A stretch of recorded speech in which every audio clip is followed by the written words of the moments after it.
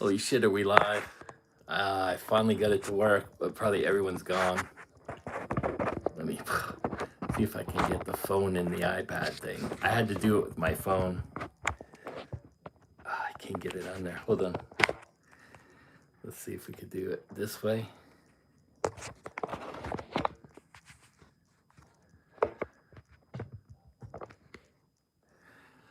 Holy shit. Now let me see. Welcome to live chat. Request to guard your privacy. I think we're live. Let me see. So now, can I go back? Am I live? Can I find myself?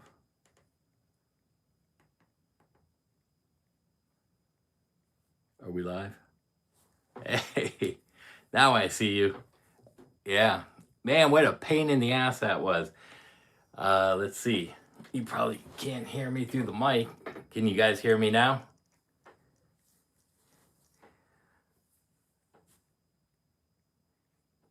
Can you hear me? I think I see that. Let me see if I could get my comments on here.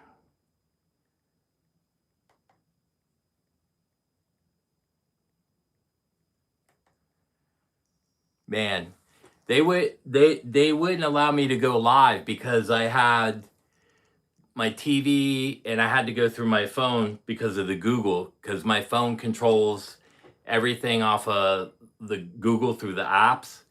And because I wasn't going on through here, they wouldn't allow me. Let me find a hat to keep the hair out of my face. Let's see. Ugh. I actually started to get undressed. I was like, you're killing me. And I was like, oh man, I'm gonna have to do it. Now we're on. So let's see. It's gonna be a little hard because I gotta read it through my phone. Oh man. What's up, everybody? Now I can't text everybody because I don't have my phone. Let's see. Just started watching a couple of 3 weeks. You're now my favorite YouTuber. Thanks, man. Michael. Let's see. I see Headbangers. Dude, you gotta do some more videos. You're really good. So what do you guys want to know? Anything in particular? Ask away. Let's see how much trouble I can get in. Bellamy Love, what's up? I just made one. Oh, nice. Check out Headbangers Local. He's a really good guitar player. He's got some cool stuff on there too. Funky Paint. Man, I need glasses. It's hard through the phone. I'm gonna have to probably, I don't know, I'm gonna have to set the iPad up different. I was hoping I could get on the TV and see it live. Then I could read the comments through here maybe. Let's see, can I get through there? Let's see, can I watch as a guest? Or will it show up? Nah, see, it won't even allow me on my own channel. How did you learn how to shred? I went to GIT in the 80s. I had guys in my class like, hey, what's up, man? It's Seth. I went to GIT in the 80s. I had to audition through videotape, and I actually auditioned for Vinnie Moore and Tony McAlpine. And then, the shredding, I don't know. It just, I grew up with like Uli John Roth and Uriah Heep and those guys. And, it was a weird thing. I love your views on life. You have completely opened my eyes. Yeah, that's the one thing about everything, and people are starting to wake up. Once the problem with the internet is it's probably its own worst enemy, because so much information's out there, and that's why you have all these companies like trying to suppress stuff, like Taylor Swift. Who knew that her dad owned part of the record label and signed his own daughter? You know what I mean? You're buying the American dream. But the problem with that is you give a false sense of dream for all those young people that love Taylor Swift and want to be like her. You have to have a dad like her with millions of dollars. Um, Got to get you into a wide format. Yeah, my phone is straight up. I brought my pencil. What's up, Deer Creek? How do you control unwanted string noise? I mute. I'm old school, like Paul Gilbert and those guys. We use our hands. We didn't use no bands. One of those clothes. Yeah. See, I just got knocked off. That's crazy. Do you do a lot of recording at home? Yes. I use a I use a Tascam digital recorder, and then I go into Pro Tools. What's up, Jeff? Let's see. Remember your privacy. Uh-oh, buffering. Do you still have the Lizzie Destroyer? Yes, that's in my watching from Richmond. Paul Carlos. Sorry, my eyes are bad. I'm getting old and the diabetes, and I refuse to get glasses. I'm hard headed. Let's see. I live down the way from Lita. Yeah, my brother Taylor Anderson. He did shows with Lita and Kip Winger, and he played with Cinderella for a little bit too. He plays bass and guitar. Michael watching from Southeast Tennessee. Nice. I used to have property on Westport, Tennessee. What's up, Steve? Where's T-Bags? Listen, those guys aren't going to come on here. It's, you know why? Because if they get confronted live, everybody can ask them the questions. You ever notice why these guys? I mean, Andy Wood will go live, but you know he won't call people out by name and stuff. And he got pushed into a trap with Tom. But see the guys that are using social media to become, like I said, if Tom never had YouTube, nobody would know who he is.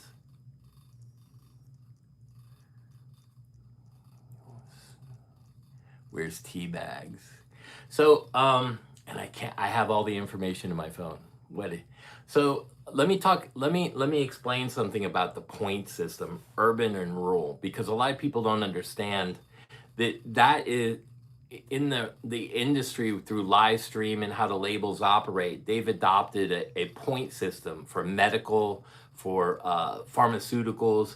So what happens is when you live in a really congested area, they make 50% more for the same job. So instead of lowering the cost, they raise it because the incomes are higher in those areas to offset the areas that aren't so good. So that way the guy that lives in Dayton, Ohio doesn't have to pay $7,000 for a Gibson Les Paul because the guys make up for the difference in, say, New York or Cali. Do you have favorite YouTube players? I like Justin Ostrander. He's a session guy. Nikki V. Alex Hutchings is phenomenal. Tom Quayle. I watch some of the Shredder guys, but you know that's just out of personal preference. But for me, I like good songs, and you know I learned most of my songwriting actually, I have to say, from Chris from Sabotage. I don't watch Tom. Yeah, I got to be careful what I say. He's actually under an FBI investigation because I turned it all in. Do you know or did you ever play with Bad Brat? No, I even offered to help him, but he doesn't really know me.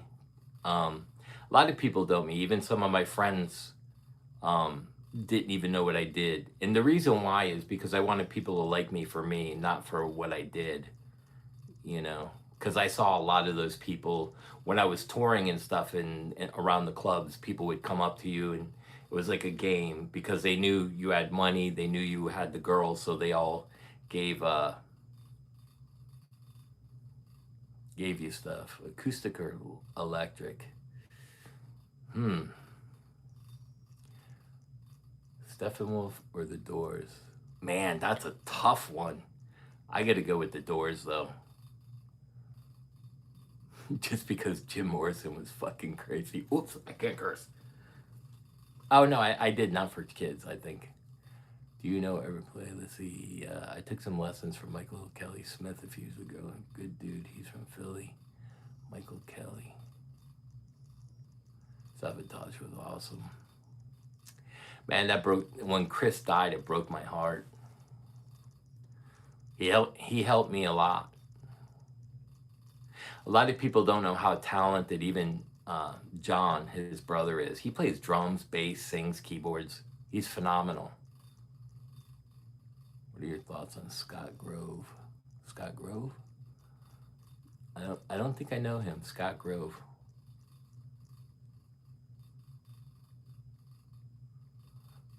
Bad Brad is subscribed to my channel. Good guy. Yeah, I like him.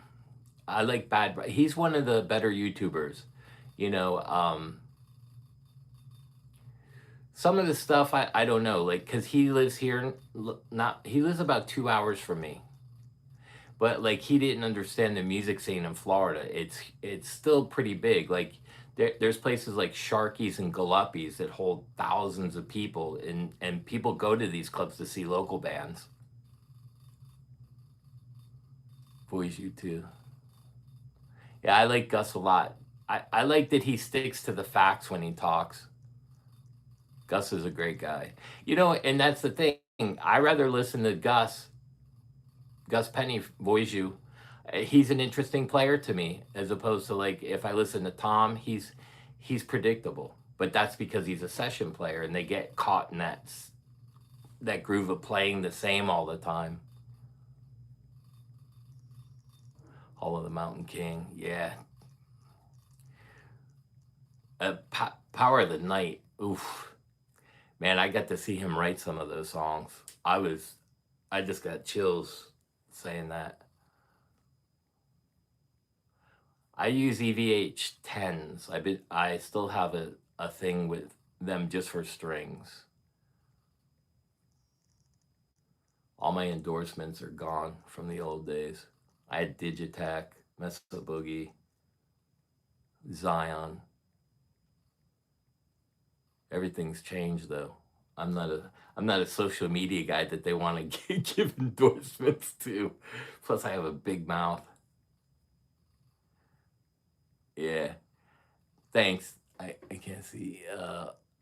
RRD. Excellent podcast. Really enjoy your honesty. I even did my hair for the thing, and then I got like half undressed, and I'm like, I'm gonna get on. I hate the.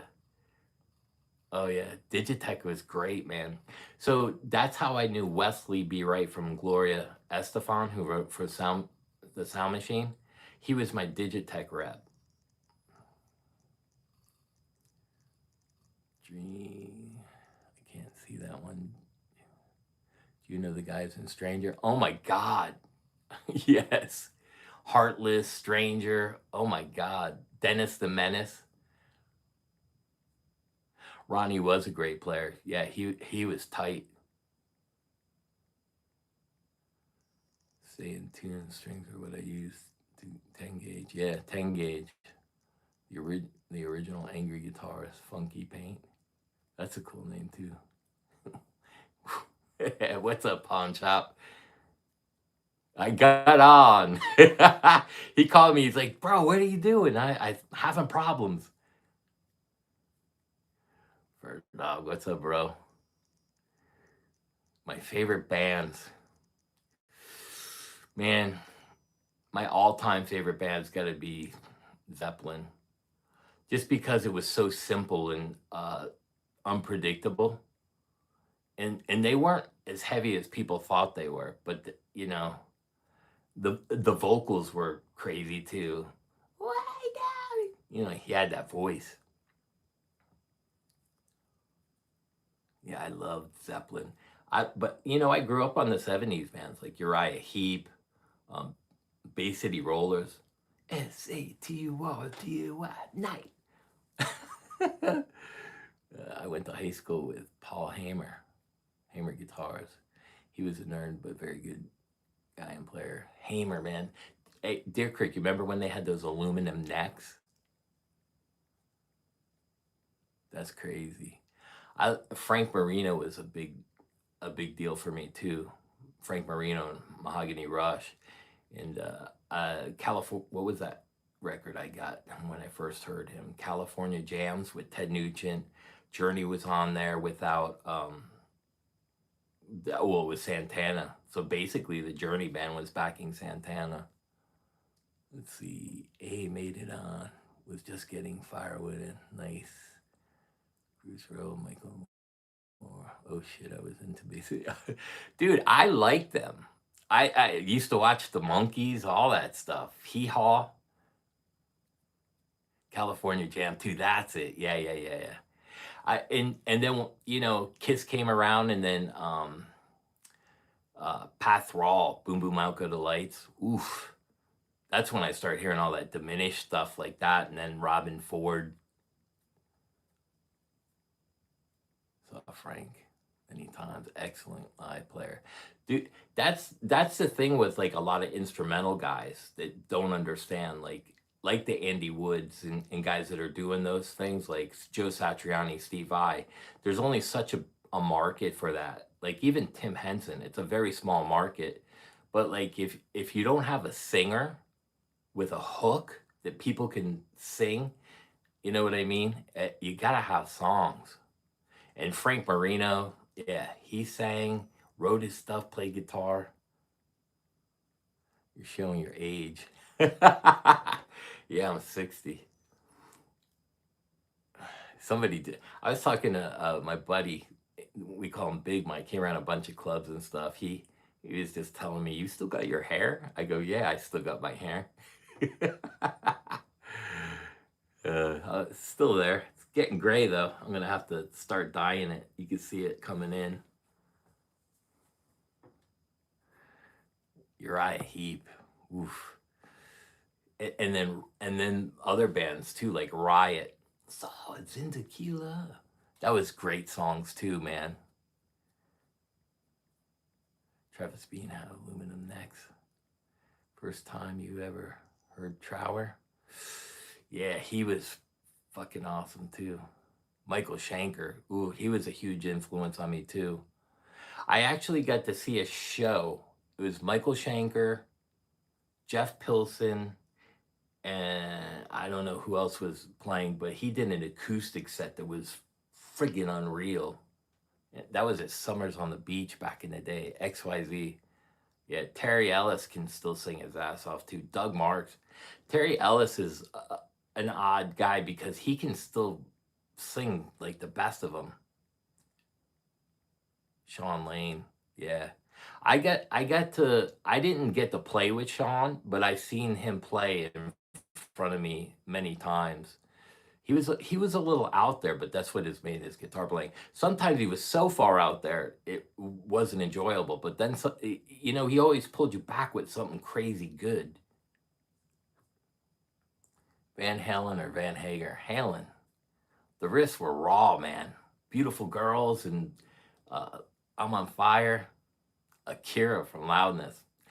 I tell you, out of all the guitar players, probably in the shred days, Akira jammed so many licks into one solo, it was ridiculous.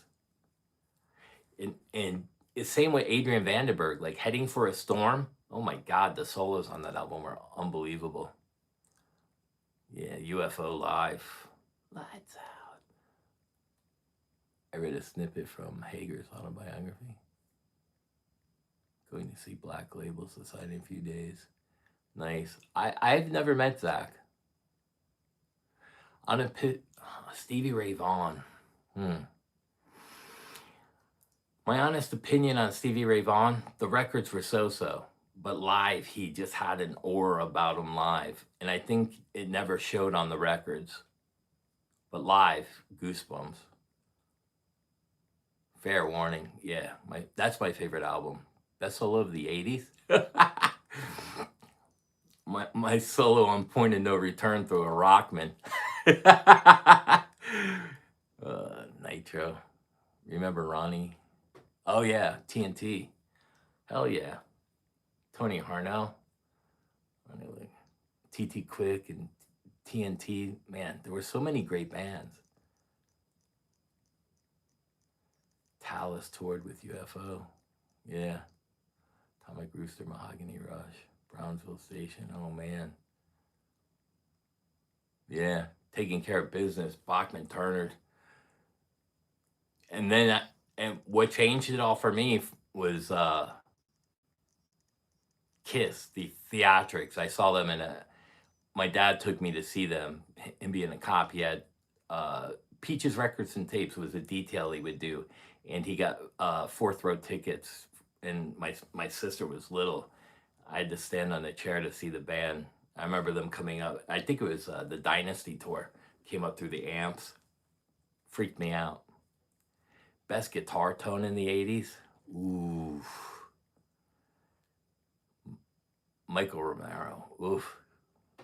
He's probably one of the best shredders, but people don't know who he is. Symphony X.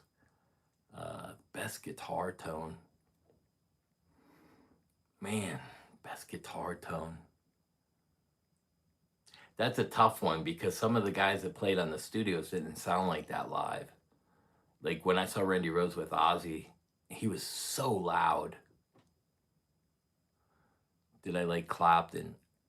He wasn't. I wasn't a big fan of Clapton, but I respected like Layla and some of the songs he did were really good. But he sang and wrote all this stuff, so you got to have mad props for him. What do you think about Metallica at the Sphere? Uh, you really should cut your hair. Well, I wear it up most of the time, so like most people probably don't even know it. It's down to here. It's past my waist. The problem is I cut it and it grows like weeds. So I've cut it off like 3 or 4 times in my life, but it's so unmanageable because it grows back so fast. It's like I get a haircut every week. Donate it. King's X. That was a great band. Ty Trebor. I met him. He was signed to Zion Guitars when I was, and so was Phil Kagi. 80s Tony, MG, Marshall, GL Warren D. Warren D was awesome. Yeah, and there's that whole thing with Jason Green. I don't believe Jason Green. Because I tried to deal with him before. I have to. Eric, the guitar player that plays with Rat, Stephen Piercy's thing, and I know Warren controls that band with Stephen. Randy Rhoads, Knoxville. He was a beast live. Virgin, yeah. Head East, Virgin. And Deer Creek did work with Head East. Hope you don't get mad at me. The Warning. Not great, but a very solid band. The Warning. I don't think I know. Carlos Cavallo, he's a super nice guy. A lot of people take him the wrong way, but that. So a lot of people don't understand why Carlos never went back into Quiet Riot, and that had to do with Kevin DeBrow because Frankie and Carlos wanted Rudy Sarzo back in the band, and Kevin said no. I think he was bitter because he left and he went with Randy. So when Frankie and them wanted him back, it kind of Carlos didn't want anything to do with it. And Robert, I don't talk much to Rudy anymore. I used to talk to him back in the day. They used to live about 30 minutes from me. But Robert Sarzo is a sweetheart. He's one of the nicest fucking guys you'll ever meet. Dave Meniketti, Y&T. Oh man, he was great too. That's another guy, Dave Meniketti from Y&T. He didn't get a lot of guitar props, man. He wrote some killer songs. Mean Streak. Oh my God, the solo in that. It was a Turn It On Again. If you guys ever want to see a great Phil Collins Jennison band, Turn It On Again tribute. He's on here.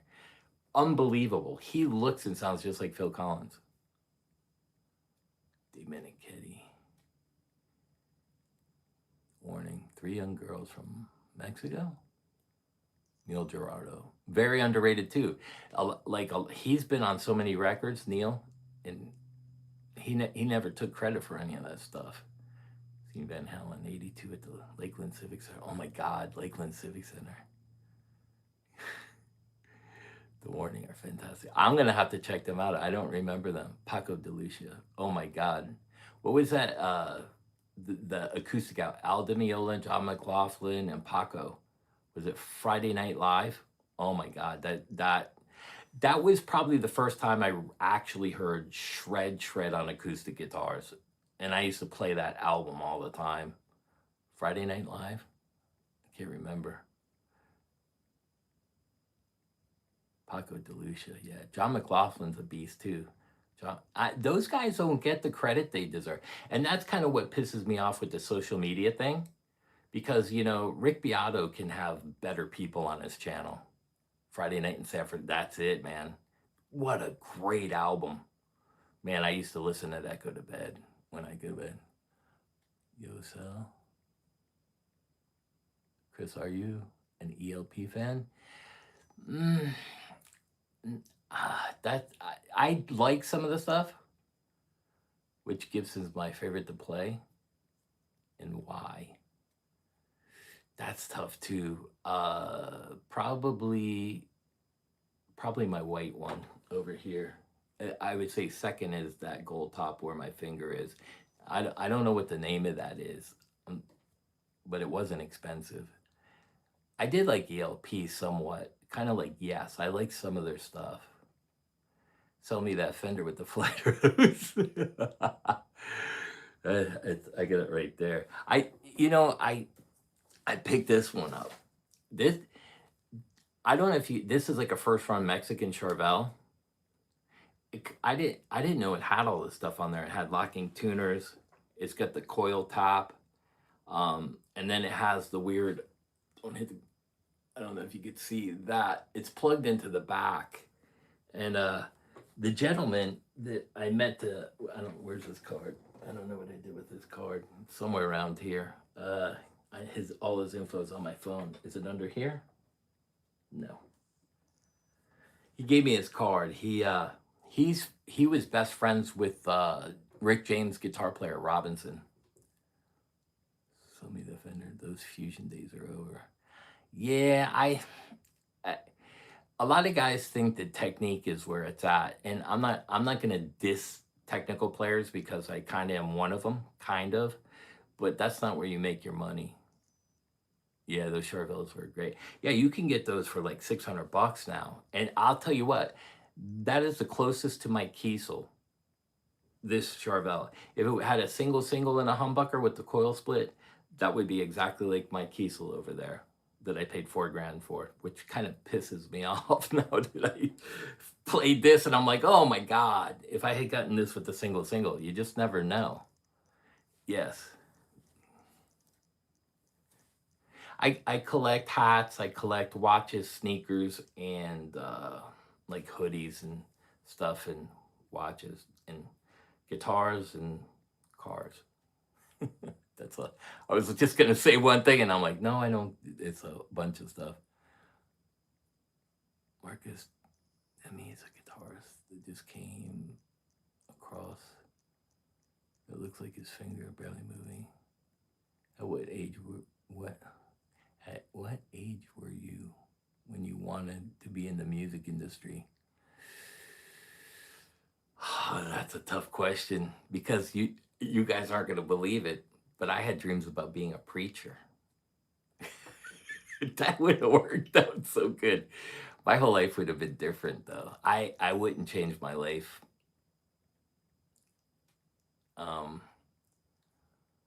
mean, there were some bad things that happened in my life, but I think you have to have a balance of bad and good to realize what good is, you know? Sam Kinison vibes.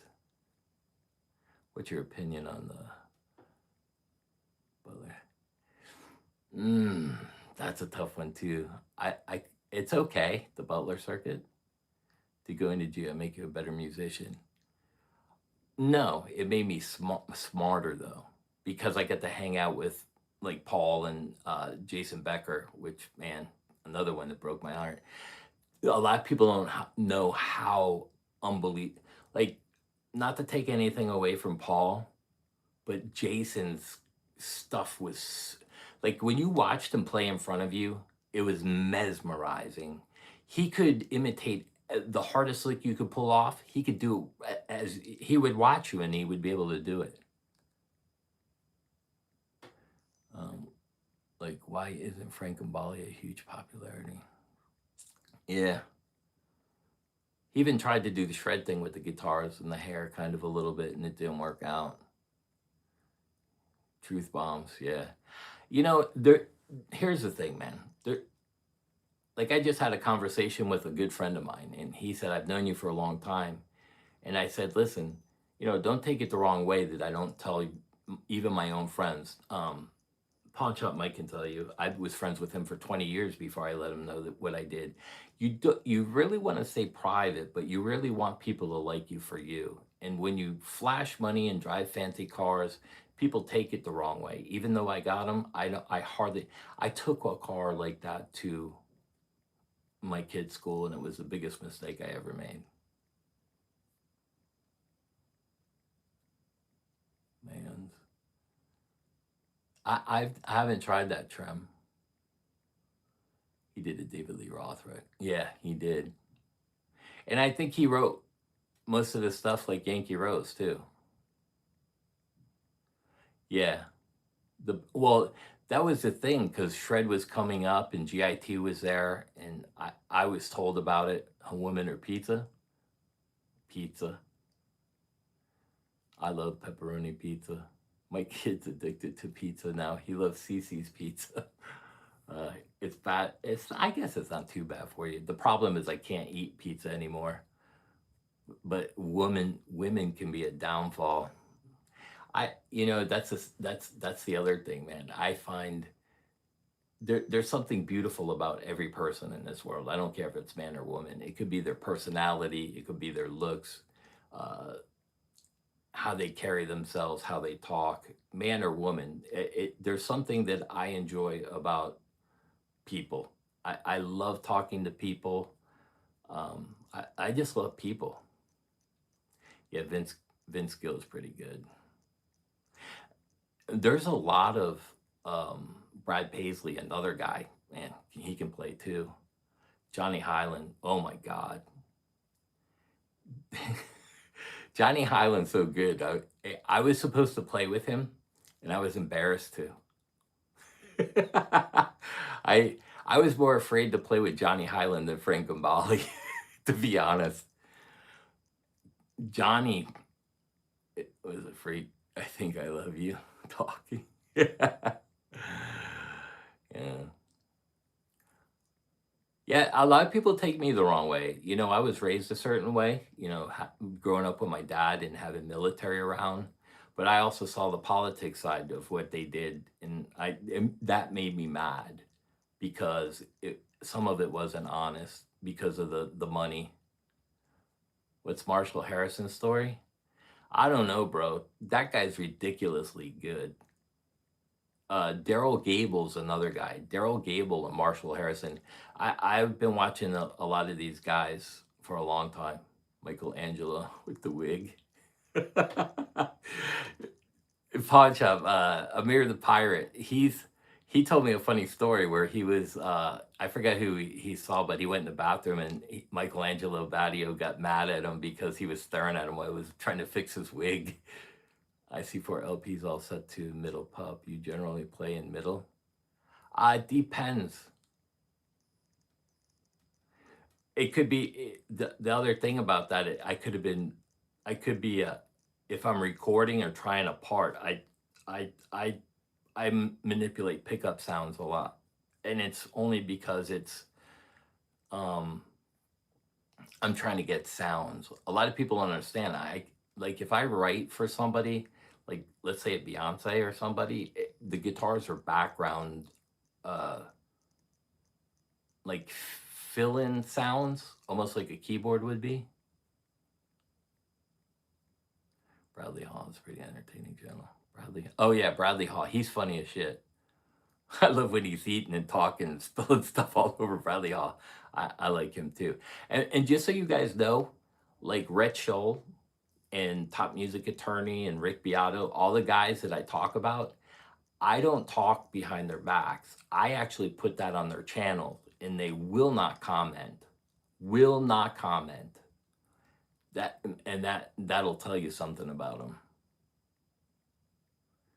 Any new perming out we should wear? Any new perming? Perming out? What's that mean? I don't know. Did you like European metal? Hell yeah, man. I loved European metal. See, I was the guy. Man, there were so many great European metal bands. It's a shame that a lot of them do new. I'm still trying to get the Legends thing together. I just talked to Gabe from Lynch Mob. It's hard to get a well-known singer. The only one that I'm waiting on that said he may be interested is what's his name that sang with Priest? Ripper Owens said maybe. Steve Vai or just Steve Vai. I think Steve Vai played more outside, like he was more crazy. Like I don't like ordinary basic stuff because I have to play it all the time. I loved Accept too. That when I first heard Balls to the Wall, that was the guitar tone I wanted. Hubbub, appreciate you keeping it real. Yeah, man. I can't see your name. Like, man, I'm on my iPhone, so you guys know Ripper would be sweet. Yeah, so Gabe is interested. Terry from XYZ said he'll do it. So if I could get I've been bugging Mitch Malloy and actually Matt Kramer. I got Matt from Saigon Kick singing again.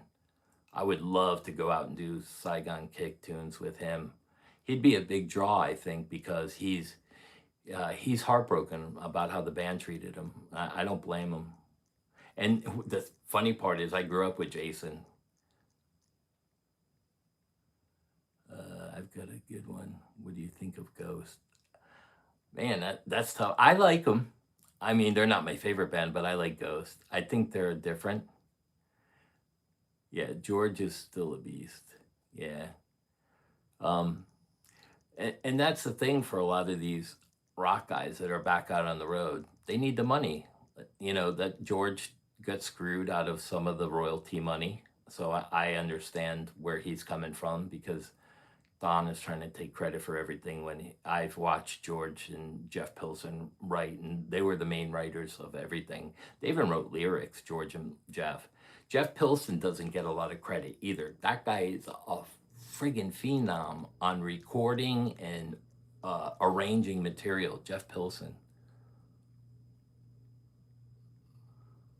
Yeah. Crossover. Yeah, like Ghost. There's I thought when Saigon Kick first started out too, they were really good too. Put the grandchildren through college.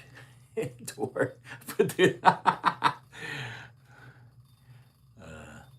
George, I about not the last show or the show before, but the one before that, maybe 3 years ago. It could have been 2 years ago. Eric, he manages Brett Carlisle from Great White, and he's a good friend of mine. I got to go on he had a tour bus out back, and I hung out with George for a while talking to him. And, he, in the clubs and stuff, it's hard to tell, but in the tour bus, there were a lot of bright lights. George has almost perfect skin. He's got no wrinkles, man. I don't know how he stays like that. Drinks a lot more. Pilson gets around, saw him with Dio back, and then Tracy Guns on guitar. Yeah, and Jeff Pilson's been playing with Foreigner forever. And Kelly Hansen that was singing with Foreigner was in Hurricane with Robert Sarzo. I asked Robert if he still talks to him, but he said not much. What was Lion with Doug Aldridge and stuff. There were some great bands back then. Let's see, that's a good question. How do labels determine if a songwriter gets credit or not?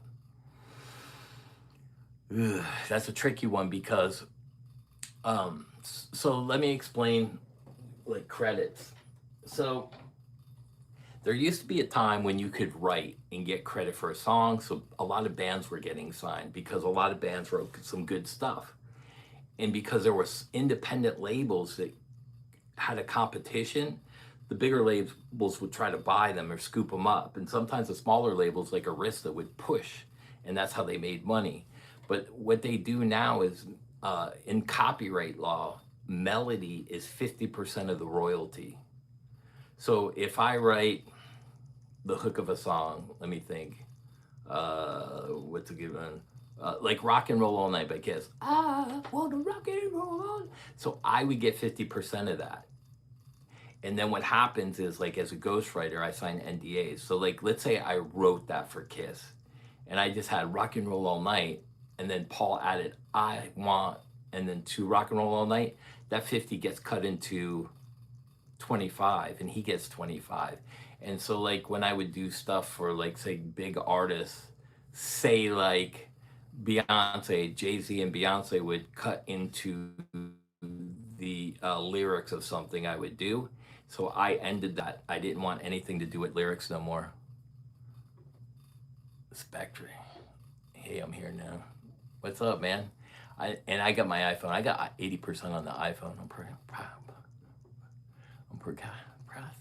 What? You don't want to practice, or you? Surge did an interview about their mix album with Buckethead. All he said was, "A normal guy is he not." Haha. Yeah, and I don't want to say who Buckethead is, but he was around when Paul was teaching him. Only found out about Perry Farrell. Somehow was getting both the lyrics and music credit. Yeah, and yeah, that's the other thing. What's up, tennis nuts? You see me? Am I scary? Me and a priest. Priest. Fuck yeah. Rob Halford's the metal god of all time for vocals. Hey, listen, if I beg anyone that's a singer to try to sing Painkiller.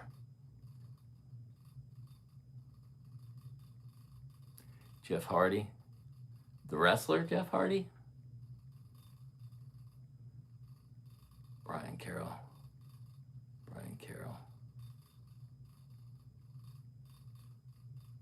What is the purpose of having a ghostwriter or being one?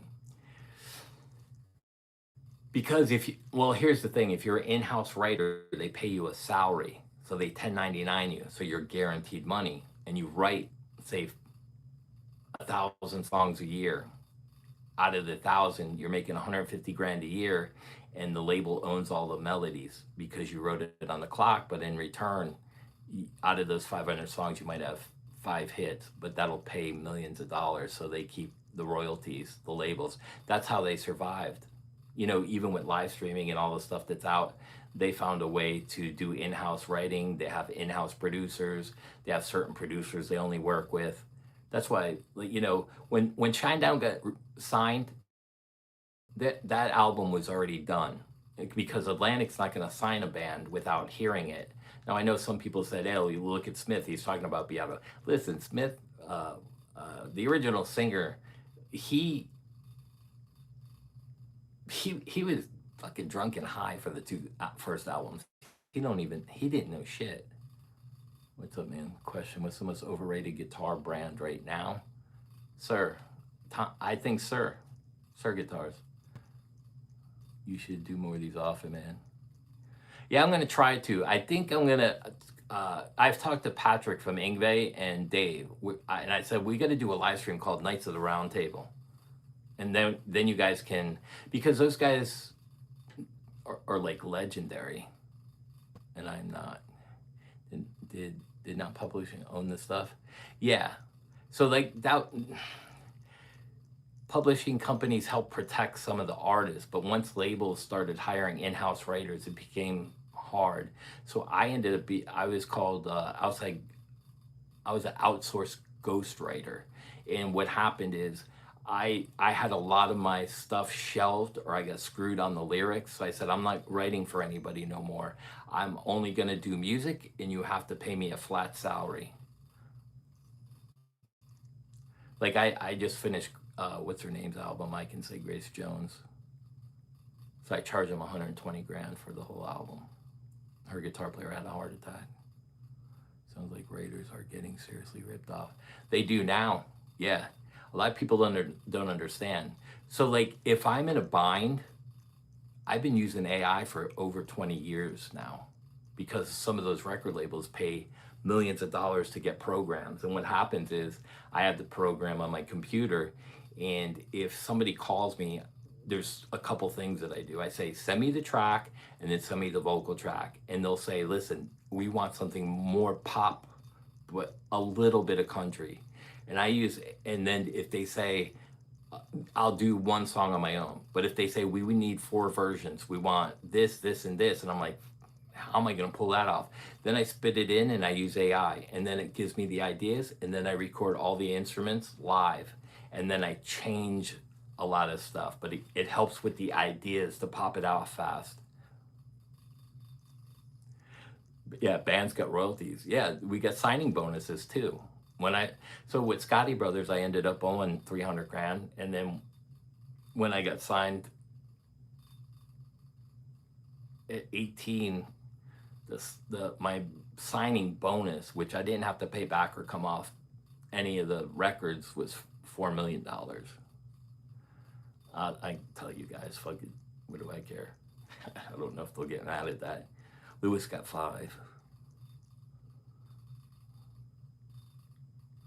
Let me see. I seen a video where sat down and showed his, yeah. Labels front money too. Yeah, so here's the thing.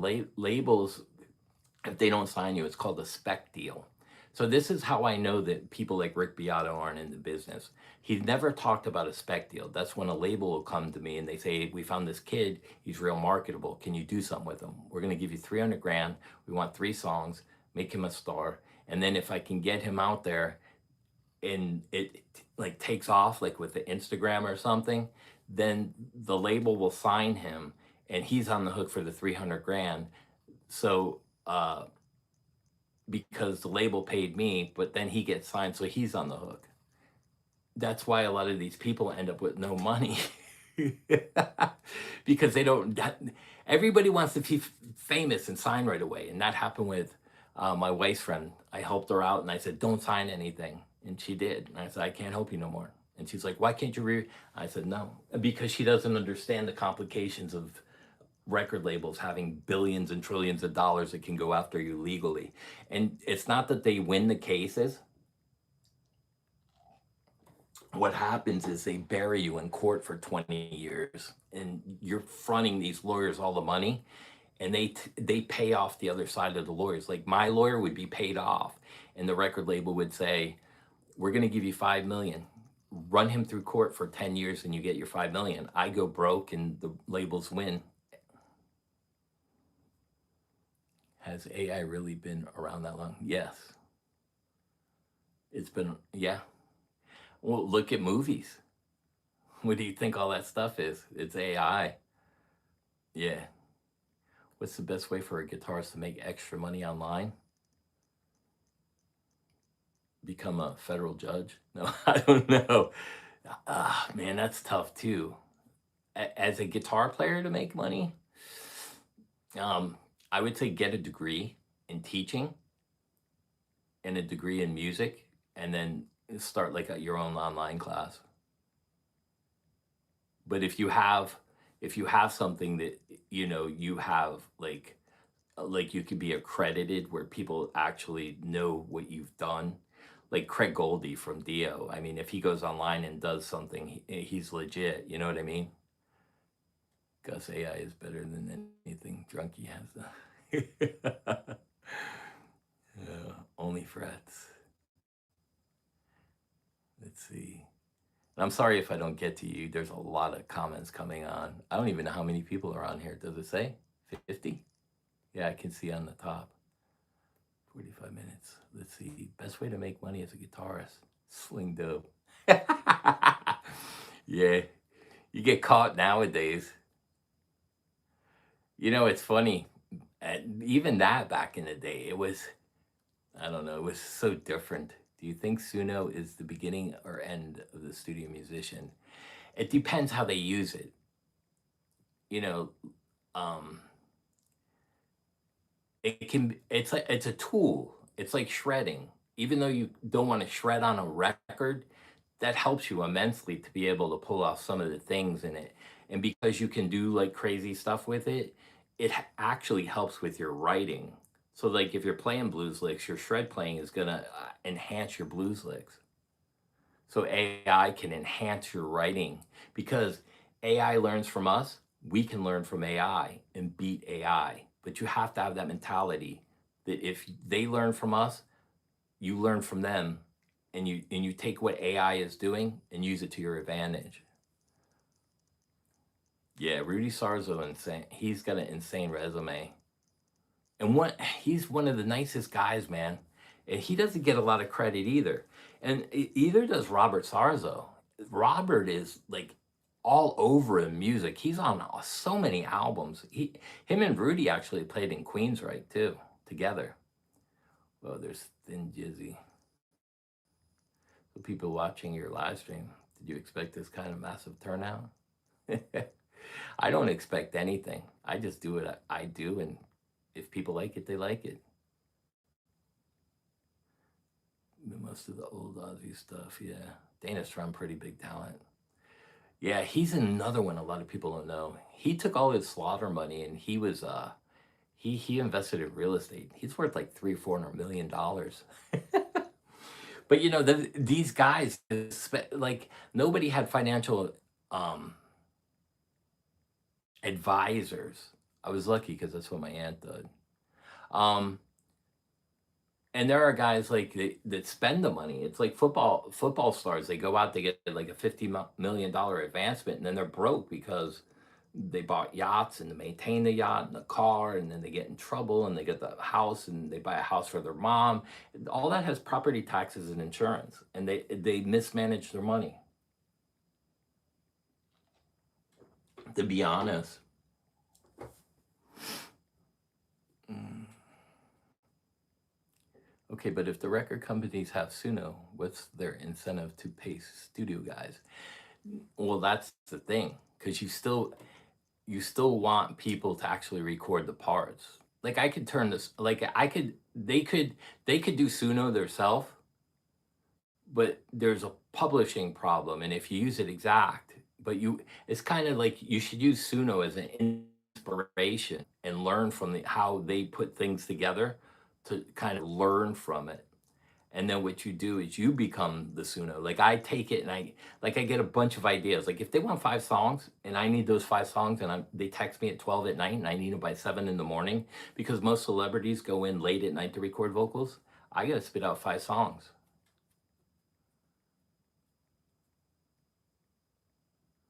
Yeah, it will be flooded. It's gonna happen. Just like the guitar market. Like it's a buyer's market right now. And I think in 6 months, you're going to see prices drop 20 to 30% because it was a seller's market. Everyone sold and flooded the markets. Why did why did your hair? Why are you wearing a hat? To keep it out of my face because it's so long. If I have it like this, you know, I look like probably kind of shit. I can't see, and it's hard enough to read. I bet T-Bag will start doing live streams. No, he won't. Tom won't ever do a live stream because I'll go on there and call him out on everything. The Dan Huff story on how he circle jerked to get his way in. Tom has never auditioned for a gig in his life. He kissed ass. He became friends with Dan Huff. Dan Huff don't even give his father credit, and that's how he got in the music industry.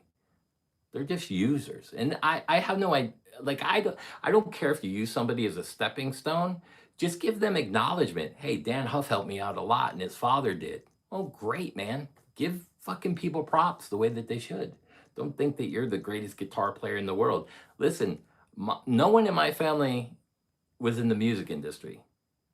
I did that because I was lucky because of my father. I owe my father and my mother everything. Rest in peace, mother.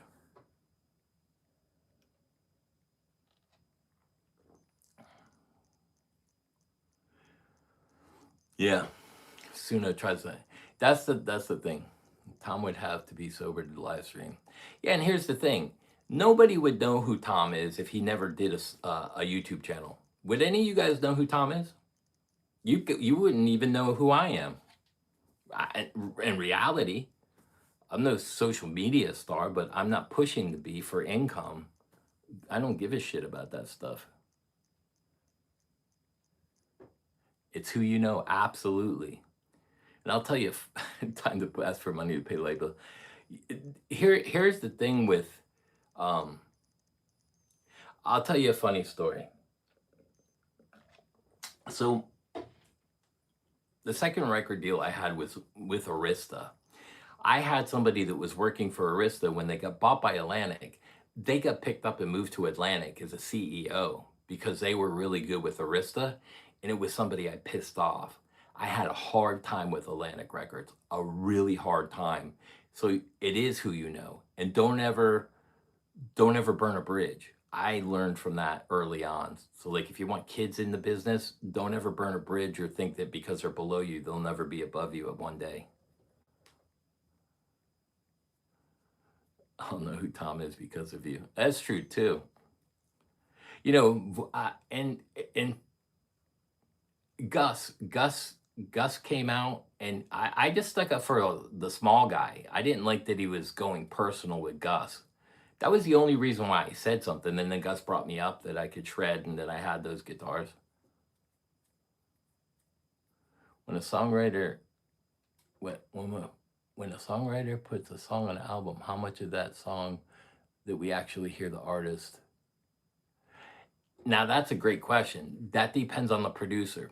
The producers are liaisons to the label. So they look at cost and they look at what they think is going to actually sound good. So the labels hire in-house producers for certain sounds. So you got to remember, everything in the music business is not about an artist. They look at you as a product. And if you're not selling, so like when I do the AI thing, I go on Spotify and I look at what the number one pop song is. So if they say we want country pop, I might listen to a pop song like Carpenter and go, I kind of like a little bit of that. Let me add some. Uh, so we actually had. Sometimes I they take all my guitar parts off. So if I do pre-production for an album, they might ask me to do 3 songs, and then they have another writer do 3 songs, and then another writer do 3 songs, and then the artist might say, hey, can we get so and so to do 2 songs? And then they'll pick the song. Sometimes they'll use the tracks. Sometimes they say they just pay me for the music, the content, and then once in a while they'll ask just for the guitar track, and then they ask me to change something in the guitar track. Money is their goal. Yeah. Well, that's the thing, because these guys that do sessions aren't very wealthy. Because if you look at George Lynch and Great White and all these big superstars that are guitar legends and Jakey Lees that got shit on by management and companies, do you really think a session guy made way more money than George Lynch or Jakey Lee? Fuck no. He sends you emails. Dude, that's too funny. Yeah, he's going to be in a rude awakening in probably the next few weeks. What's the best produced metal album of all time? Yeah, Black Album probably, because that pushed everything into another level. It just popped up in my YouTube feed, Lex Friedman. Are there any popular artists? Are there any popular artists left who actually write their own songs anymore? No. No. And that's why you don't see new like old bands signed again. Like after their contracts ran out, like Great White, they get Brett Carlisle. Because that music's not popular, they'll never get signed. That's why I told Brett, come do a country song with me. Canada in the house late. No worries.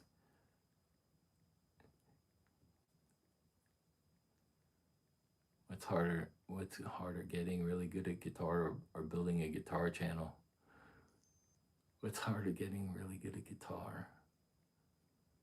Man, probably getting good at guitar. And it depends what you call good. Damn, I'm late. Nice. Big Daddies. Could bring, yeah, Big Daddies.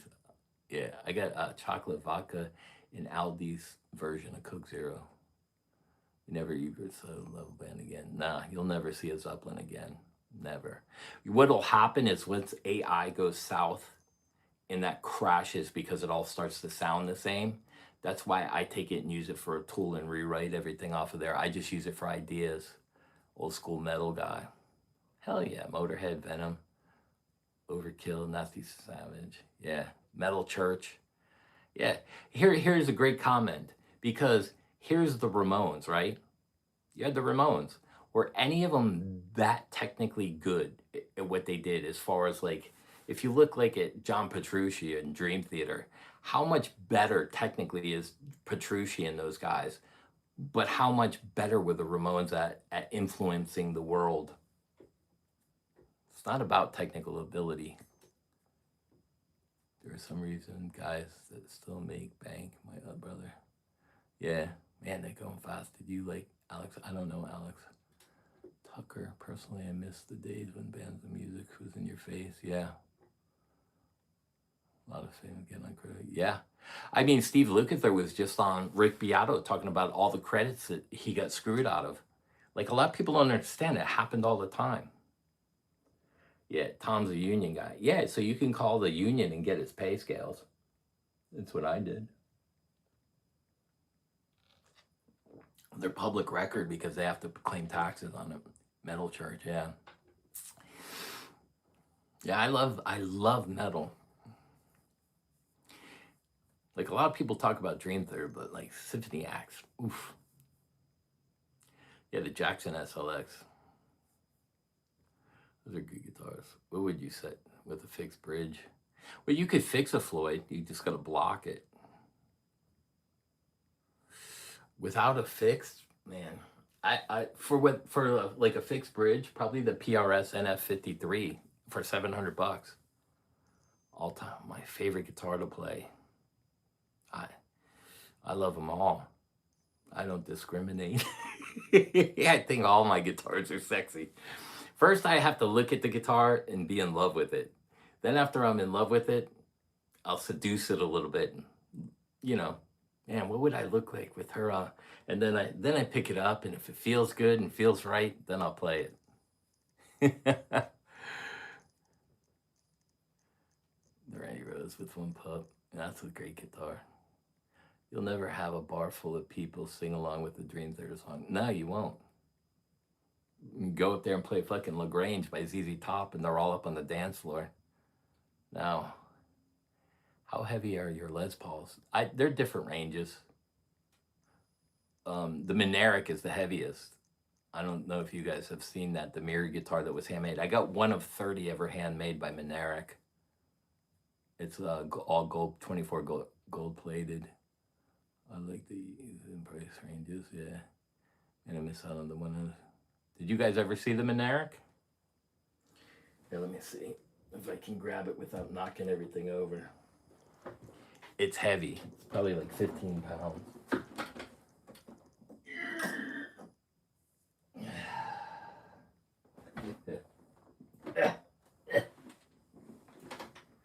Let's see. Don't want that to fall. That'll make a big boom.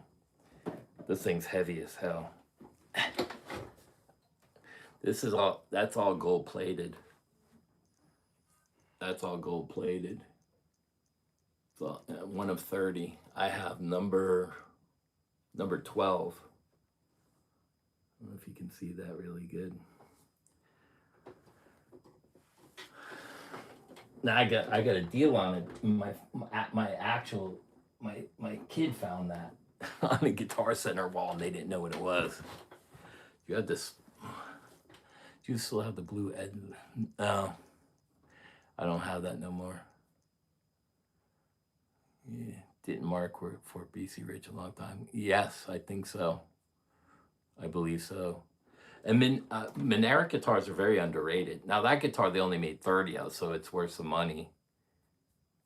it's, I call it, that guitar is heavy, but that thing, the way that it sounds and plays will outplay a Les Paul. Does anyone think he could keep up if he was locked in a closet? Get what you give. Does anyone, what are you saying? Does anyone, oh, is there more? Does anyone think he could keep time if he, who, me? If I was locked in a closet? No, I don't have to keep time. I use a metronome. I'm a field player. If you go to play with a metronome and try to keep time, get out of music. It's all feel. If you don't have feel like Van Halen, that groove and just feel it, you're not a player. And there's great players that have no feel. I've got a Strat build with the maple heaviest helpless with me. Yeah, that's the thing. What plans do you have for this year? Just to wake up every day. I'm here. Chris, have you ever shopped at MAE? Hell yeah.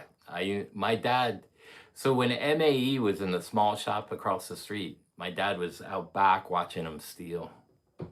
The two brothers, Tom was one of the brothers that owned that. They retired, they sold it.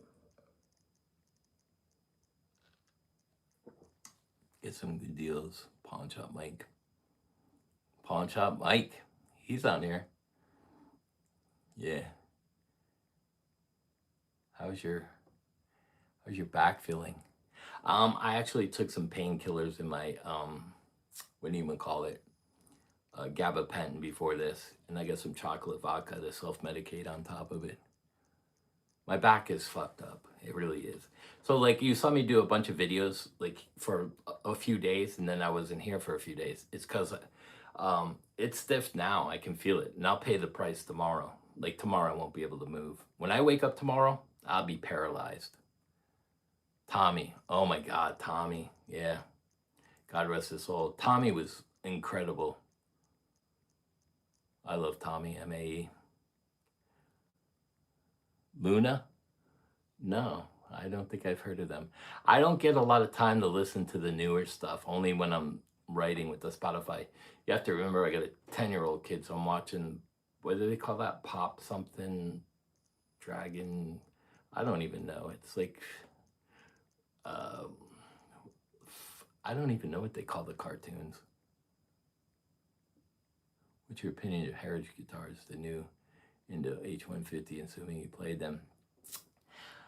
I love the old Heritages, the H150s. I got 4 of them, and I put them away because they've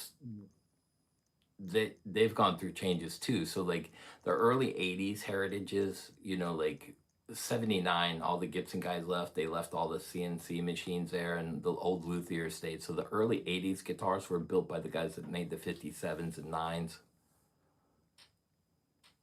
But I do really like that Heritage came out with the accents because they left the headstock and the logo on there. And I think Gibson should do that too. Yeah. The old Heritage H150s are really heavy. They're a lot heavier than a Les Paul, but they also, you know, when I heard Rhett say that Gibson's better than Heritage, I was like, are you fucking kidding me, bro? It's because you're doing work for them. And again, I've gone on his page and called him out. I went after Rhett hard on his own page. 0. Crickets.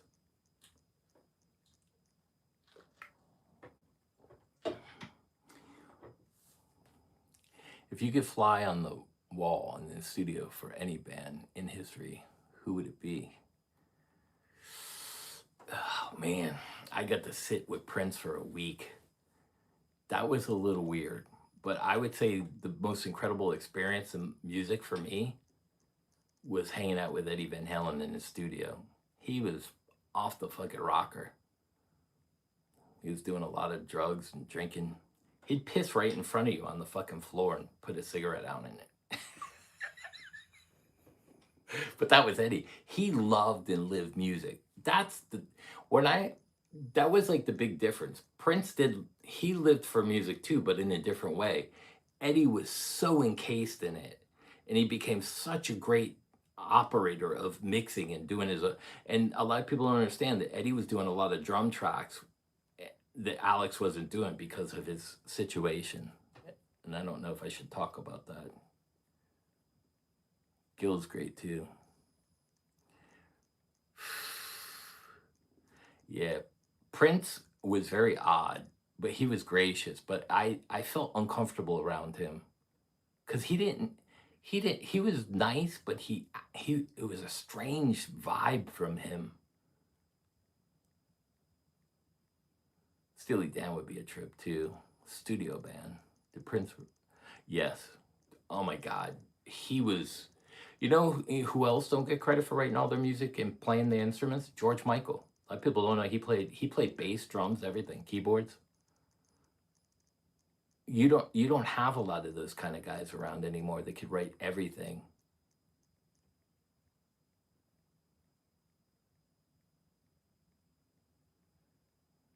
In Kindergarten Cop, I'll have to look. Oh, you mean the guy with the leather jacket?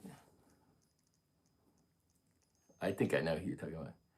Could Prince really play a lot of? Oh yeah, yeah.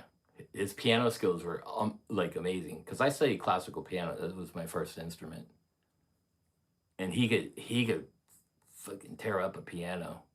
But Prince had something different than Eddie. He had like this weird melody sense where like he had like really good resolves when he would play the piano and sing. Like he would be singing like a perfect third and resolve it to the one and then hit the five and back to the one while he was playing the chords, and he would go outside playing chords. He was an interesting person to watch.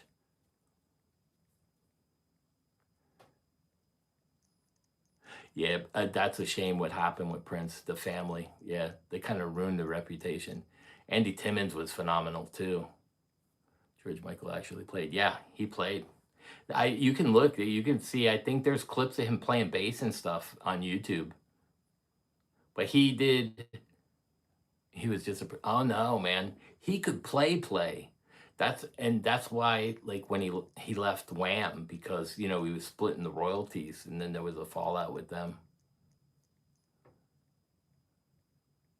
Cesarean. Let's see, Scott South.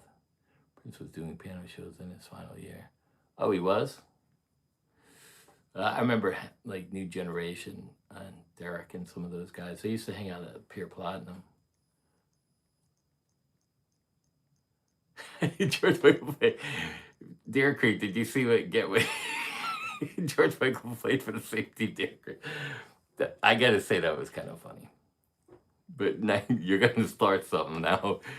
Let's see, Richard who? Tyson was the dude from Kinder. Oh, yeah.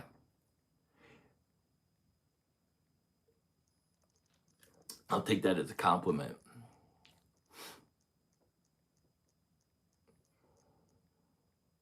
Yeah, if I go into clubs and stuff, I'm gonna have to start dyeing my hair. Should just let it grow gray, then I'll look like the blonde days.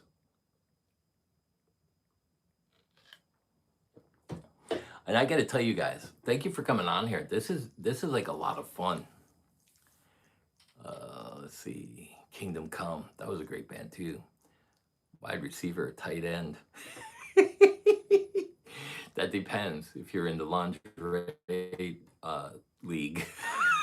How do you feel about Prince as a guitar player? He was good. I'm not going to say he was phenomenal, but he knew like a lot of theory as far as like resolves and chordings for melodies. He was good like that. Lynch white hair. Yeah, George let his hair go gray. Mine's coming in gray. You can see. See the gray underneath? It's coming in. I got it in the side. See it? Look, it's coming in. Look. I'm gonna be.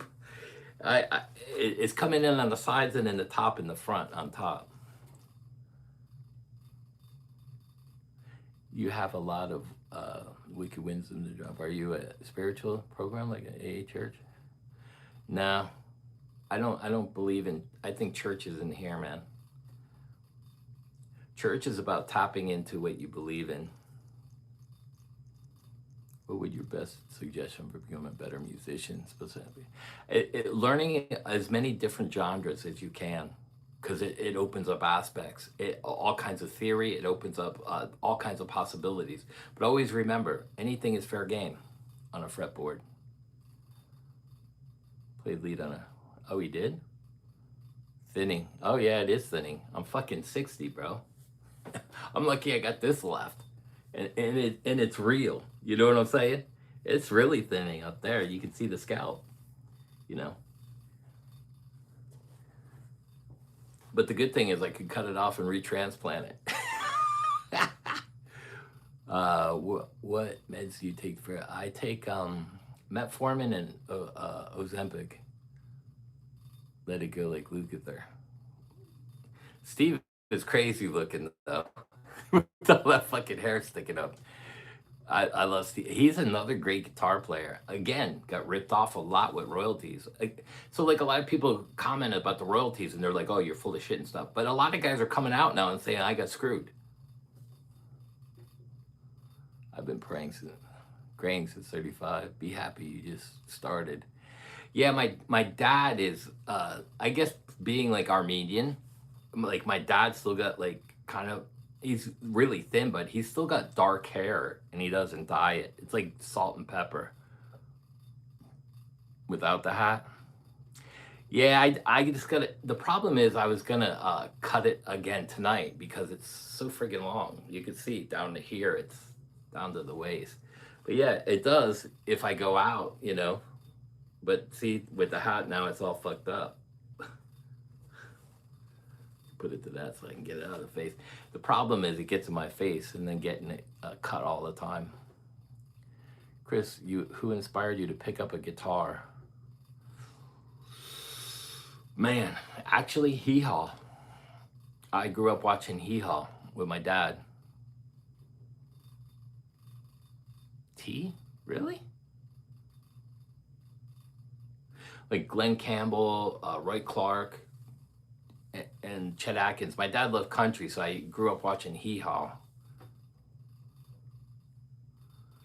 I love the people like Frank. I can pitfall to the end. Yeah.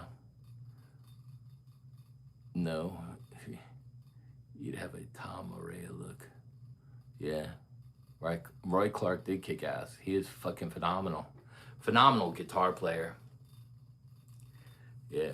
Do you think Michael Jackson was no, I don't think Michael Jackson was. He had a lot of writers. Now the thing with Michael Jackson is he would ask them to change and he would sing a melody. Can you change it, the chord to do this? He didn't know anything about musicianship. He just would hear like a lyric and he'd say, well, I want to sing this note. I want to sing it like this. I don't want the, can you fix that?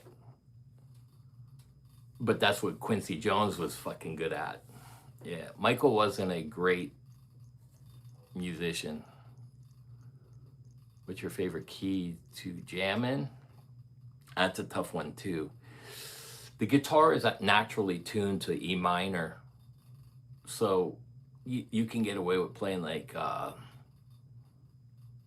couple keys like C major, G minor, and stuff like that. You just have to be careful what you land on. Said something about the best guitar players being on Hee Haw. Oh, he did? Really? And Roy did it clean. Yes, he did do it clean.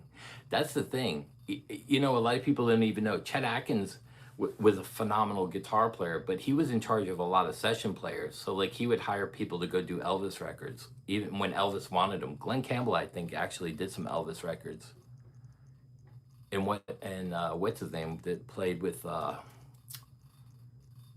and Smokey and the Bandit? What was the other guy's name? Oh man, can't remember his name either.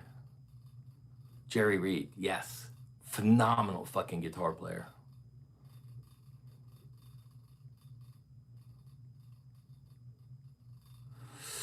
Ooh, between Jerry Reed and Roy Clark, oh, that would have been, yeah, Chet was the boss.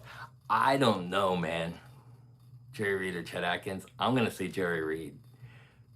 But Chet Atkins had some phenomenal speed. That's a tough one, man. That's like saying Randy Rhoads or Eddie Van Halen. That's like on the cusp. But that's the great thing. There's so many inspirational guitar players out there. I mean, Danny Gatton's phenomenal too. You know, like a lot of people think I hate Andy Wood. I think he's a great guitar player, but I think that his ego has gotten the best of him, that he thinks he's better than he is, when there are guys out there like Danny Gatton and the Jerry Reeds and the Roy Clarks that a lot of people don't give credit to. Like, I have to give those guys credit. If they didn't exist, I wouldn't exist. I'm not going to be arrogant enough to say that they suck or they're irrelevant. No, those guys are they're what made me. The Eddie Van Halens, the Randy Rhoads, even the Yngwies, the Adrian Vandenbergs, Paul Gilberts, Jason Becker. I don't consider myself on their level, even though I was in their classes and I could play like them. I was younger, so I looked to the older guys for inspiration. I'm not. I'm not like a jerk like that. Guthrie Trapp, Kenny Vaughn. Guthrie Trapp's really good too. Danny Gatton. Yeah. I wish Guthrie Trapp would get off the speed thing because he's got a lot to play.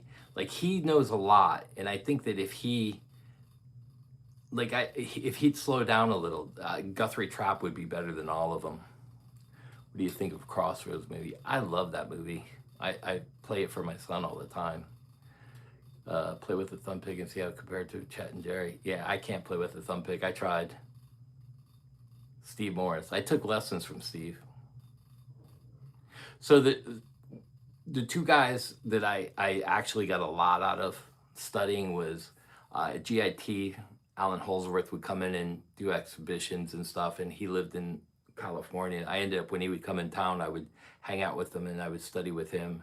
And then I didn't think GIT was a good enough degree in music because it wasn't like a university. So I ended up going to University of Miami, and that's how I met Steve Morris. Dixie Dregs.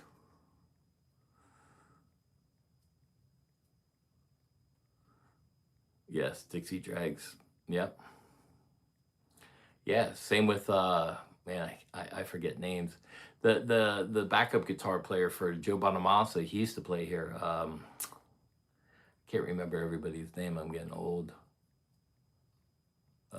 Who's the backup guitar player for Bonamassa? He's crazy, scary good too. Did you hear Quincy Jones' interview where he said he kicked out Ringo?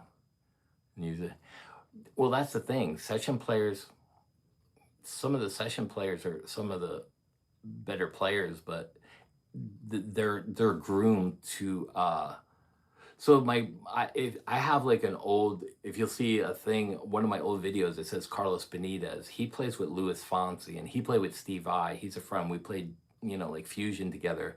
But he'll even tell you that Louis Fonsi had no control over the producer who would use a studio guy, because they get very comfortable and the guy listens to him, where Carlos would probably butt heads a little bit. Django, yeah, Django, scary good. Good rhythm man, I think Guthrie, that is. Yeah, he is, but I mean, he's got some skills, Guthrie. I just think he goes, everybody gets caught up in the speed thing. And like, I love the shred on the channel. Josh Smith, oh my God, Josh is phenomenal. He grew up here too in Florida. I don't talk to him much anymore, but like when I had my own Facebook page open, uh, yeah, Richie Kotzen's a beast too.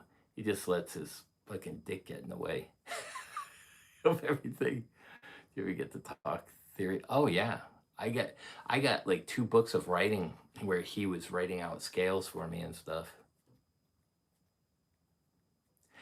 So Alan's basic idea on theory is there's 7 notes in a key, and then you have all these flat 5/7s and this and that. So you're altering the scales with double diminished and whole tone.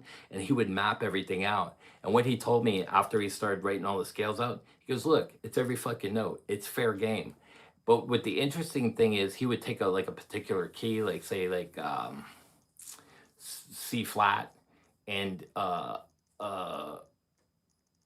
and he would call it that, and I didn't understand why, because I'm like, well, it, you're in B, and he goes, no, I'm going to think of it in a different light. So I write C flat, And it didn't dawn onto me because of the way he was thinking, because he would put things in a perspective and see it like in tunnel vision.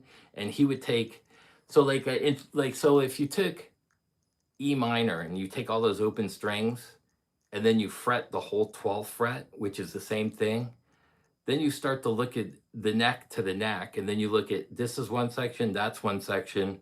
Every note's fair game, but if you look at, say, like E minor, which is G major, there's 7 notes you can play all over the neck. And then he would pick and choose from a key like C flat and add it to that. And then he would come up with these extra notes and add them for a take on it. I've seen a lot of people talk about it, but they don't have it right. Richie Kotzen, he's really good, but man, he can sing and play and write. That's the thing. But he lets his Warren Hayes is badass. Uh, yeah, C flat, which is B.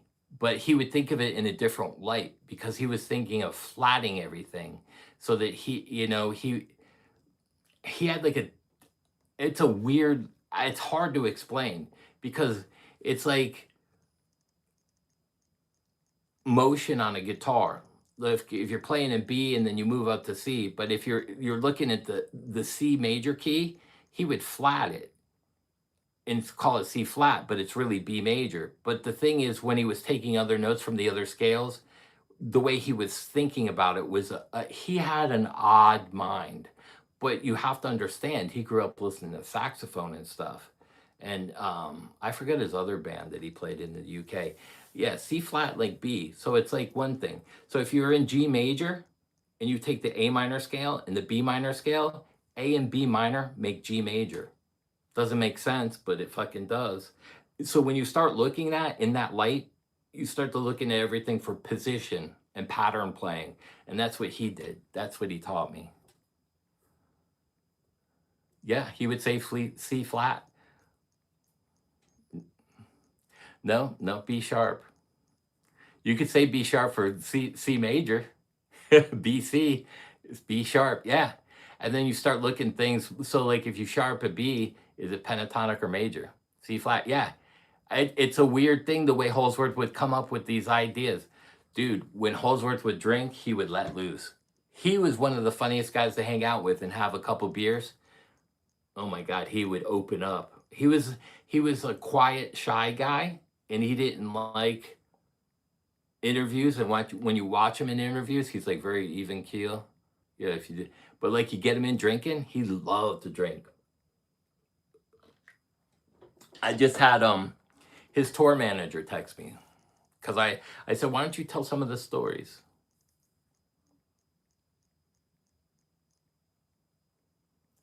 He's a bad bass. We got Tempest, the Illusion, Cadence. Yeah.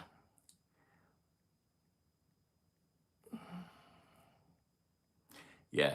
Alan had a great sense of humor. He saw things different than other people, but that's what made him brilliant.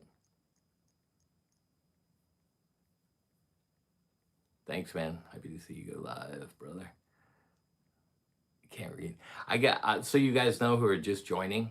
I'm on my iPhone instead of the iPad, so it's hard to read. Hey, now again, thank you. Yeah, man. Take care. Yeah, God bless everybody. If you're spiritual or not, I hope the best for everybody. Even when so like if you guys don't understand, I went after Red Shoal on his channel, and then I said, I pray for you, bro. I hope you grow up one day. Hey Telly, what's up, man? Love Skinner. Give me 2 steps. That's what Jake said. What's up, everybody? One of the best shows I've seen is Al Di Meola Acoustic Tour. He's a beast. Al Di Meola's a beast. Brett Mason, Greg Cott. Yeah, I have Greg's album. I don't know where it is. It's right over there. Just so you like, I have no issue with Greg. Like he's a real deal. I don't like Mateo. I don't like, he's got incredible technique, don't get me wrong, but I think he needs, this is where I think Rick Beato could take a guy like Mateo and say, listen, you should go into the Nashville industry and start writing, but you can't play those solos. He's grown up on the guitar shredder thing. And the problem with that is I've seen a lot of Mateos, like Asado. What's his name? Asado Mateo or whatever that guy's name is. He's kind of like a has-been now. No one talks about him. Laters. Do more live. Do more live, Deer Creek. Plays too fast. Yeah, that's a problem. And that's what Andy Wood's problem is too. Like when I saw him with Eric Johnson, why would you disrespect an idol of yours? That's another reason why, like, if I'm in a, like, I just saw my friends play, and I like, George Lynch has asked me to get up on stage. I'm not going to disrespect him. Not that I could, but I just, it's his night. I don't want to infringe on anybody's whatever you want to call it. I just don't want to. I rather not. I've had my time on the big stages in front of hundreds of thousands of people. I don't getting up on the club and trading licks with George. It could be fun, but it also could ruin your relationship with him. A lot of people don't understand that. Like I think that Andy Wood kind of ruined his relationship with Eric Johnson. I mean, it depends how he takes it. It was what? Lame? You saw him play? Yeah, I'm not into the music thing. Yeah, he can't sing. I like to see, that's the downfall of some of these guys. If you're like, that's where Joe Bonamassa exceeded over Eric, because I hate to say it, but Joe writes better poppy blues songs and took the same style and made it into a more mainstream media and exceeded him. Yeah, I appreciate it too, man. Does Lynch pick with just his fingers? No, he plays with the pick a lot. He does both, but he does a lot of when he rolls off the volume, he picks with his fingers. It's easier to play fast than good. It depends. Some people abuse it. I don't think speed is a problem if you use it properly. Like, I mean, it's kind of like eating McDonald's. If you eat it 3 times a day, it's no good for you. You eat it once every 2 weeks, it's okay.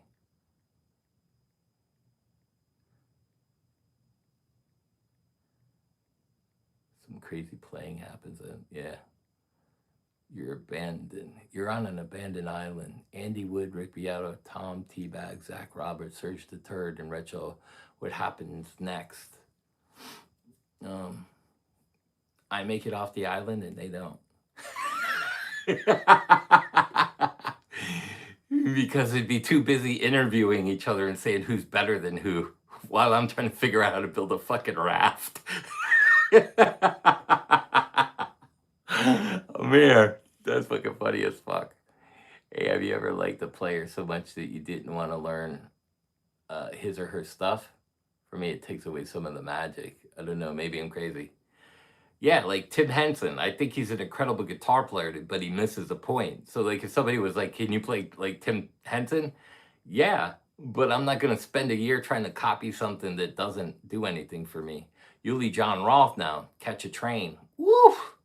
With Scorpions. I think that was Yuli John Roth's heyday. Catch a Train. Hell, let's cut that hair tonight.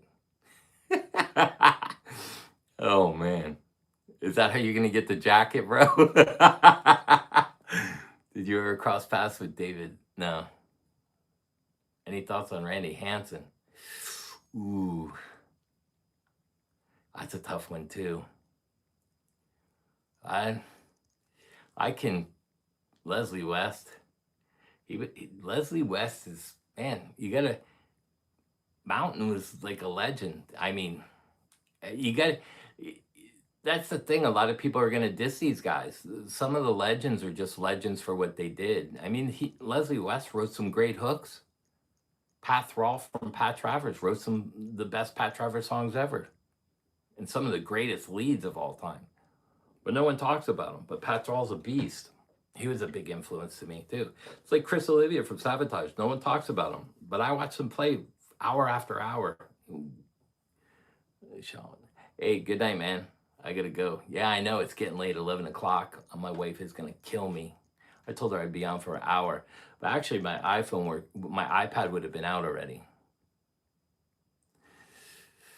I'm gonna get up in 5 hours. Woo! Gotta write some songs, bro. Then you don't have to get up at all. Johnny with the Wi-Fi, bro. Quick takes on David Gilmour. David Gilmour and Lindsey Buckingham are fucking phenomenal. And sometimes it's the songwriting parts that get me. It's kind of like Tom Petty. Some of the songs they wrote. Peter Frampton, he was great too.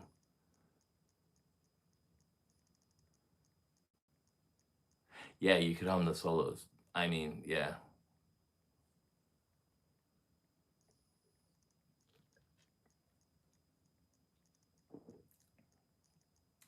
Yeah, Pat Thrall, man. He had so much feel.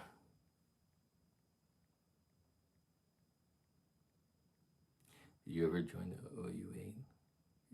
No. Mike Campbell, badass for sure. Yeah, he's good too. Yeah. Good night, Frampton. Yeah. Yeah, I gotta get going too, man. I think the next, it's what, an hour and a half. I think the next one I do, I'm gonna try to get Patrick from Ingve and Rick Emmett's good too. You guys are gonna keep me here all night. Tommy Bolin, oh man, another hero. Rick Emmett too. Fight the good fight. I gave him a lesson, but it wasn't really a lesson. He wanted to see the string skipping stuff that was in a magazine. All right, Mopar Dad. Good night, bro. Thank you everybody for coming on here and talking. We didn't talk much about the industry, but maybe next time, because Dave Spitz has been in the industry. He just had his birthday. Maybe I can get Dave on here from Sabbath and Patrick, and we'll do Nights of the Round Table live stream. I got to take off too. I got to get up at 5:30 to get my kid ready for school. Good night, everybody. All right, man. Headbangers. I'm going to go check out your video tomorrow. Headbangers Local. Jimmy Kimmel fans. Keep it going. Oh, man. My wife, you're going to get me in trouble. Thanks, Jerry. You're awesome too, man. No, I got to go, man. My wife is going to kill me. It's bad enough I have to sleep on the floor because of my back. Good night, everybody. Peace out, and everybody have a good night. Have a great weekend. And remember, it's in here. You just got to let it out. That's all I can tell you. You already have the ability. Just let it out. All right, everybody. Thank you so much. I don't even know how to get out of this. Oh, maybe I hit the X. Live stream, brother. I really enjoyed it. Yeah, I loved it too, man. This was a lot of fun to get to talk to you guys. I wish I could hear your voices. Dave on dude. What's up, dude? Later, bro. Later, Pong. All right, everybody. Have a good night. We'll see if I can get them on here, and we'll set up another one. Now that I can get that, I can get the iPad going. I think there was a problem between that, but we eventually got on. Peace out. And thank you, everybody, for making this success. Thank you. Peace.